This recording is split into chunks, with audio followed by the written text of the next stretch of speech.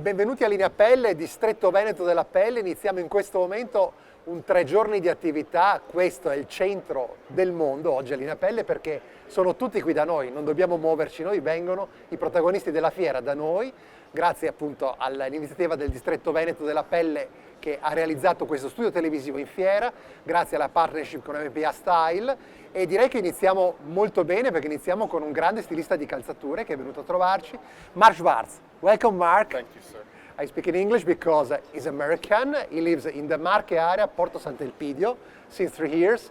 But Mark, you come from New York City, correct? Absolutely. You can't tell by my voice or from my accent. The accent of New York, Manhattan. Perfect. Manhattan. So let's talk about style, because style and footwear is your job. Absolutely. You are a stylist of footwear. Could you explain us your career and the brand for which you work? It seems to me that you have a great career in Roger Vivier, correct? Absolutely. Well, I was very fortunate because I was picked by Roger Vivier back in 1986, 85, 86, long time ago. I was young man, 20, 21. And I worked with Roger about 7 years, first as an assistant, and then after 3 or 4 years into a creative director, but working side by side with Vivier. We've actually been to Lineapelle together, and our factories were in Parabiago and Vigevano Yes. during those years. And my experience with him was just incredible, because it was really for me an education more than college. Okay. If you want, I was very fortunate to work with a master of footwear design. So, What was the best shoe created by Roger, in your opinion? really, I love. There's a heel called the Kama heel. It's made out of metal. It's aluminum, and if we look it up online later, you can see it's just a gorgeous shape. And it's always been. It's a very simple, very simple shoe. But the heel tells a story, and I've always been an admirer of the way he designed heels, even more than the shoe. He's a part of the story of Vivier, of course. Right. I mean, as you know, he worked for many other people before that, Saint Laurent and Christian Dior and whatnot. So he had an incredibly colorful history. And when he started his own collection, opened his store in New York back in the 80s, it was an incredible time for me. And after Roger, what happened in your life? After Roger, I worked in Parabiago for quite a few years, doing a collection for a factory called Cleo Bautier, and private label for Neiman Marcus, for Saks, and for other stores. I was also freelancing for Ralph Lauren for quite a few years, back in the early 90s. And I also had been doing my own collections as well for Neiman Marcus, for Saks, and for private stores in the US and a little bit in London and in Europe as well. So. What's happening now in the department stores of US? There's a lot of things that are happening, M&A. And, a lot of things are being thrown up in the air right now. As you know, Saks and Neiman Marcus have joined forces. Yes, of course. With any kind of merger, with any kind of structure like that, there's always going to be criticism.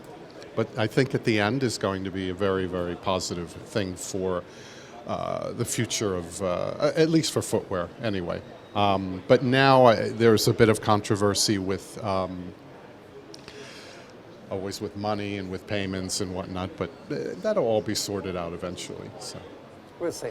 Yeah. And what about your life now in Porto Sant'Elpidio? What are you doing there? Are you working in the Marche area for Marche? For brand of the market? Right. I'm working with brand and management now, and we are developing different projects literally as we speak right now. But in the past, we did one collection for Cesare Paciotti. Yes, of course. For the men's shoes. I designed those, and at brand and management we do everything. I mean, we do all the sourcing, we build, all the materials together, and I do the design, and Enrico and Riccardo and Nicolo do all the hard work, because for me, design is a passion. So And before that, we did another collection, or two, actually two collections for Testoni in Bologna. Testoni? Yeah, absolutely. So, but now we're working on some smaller projects that are very, very Testoni. interesting that that I can't even talk about, but we will one day. So.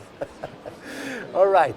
Just the last question, Mark. Let's talk about the leather now in the tanning business. Tanning business is a little bit slow now, especially for footwear. Yeah. There is a lot of concurrence about alternative materials, synthetics, textiles, and what else? People say that sustainable. Maybe sustainable, but especially for the research that has been done on the textiles that have different characteristics now, maybe more update to the trends.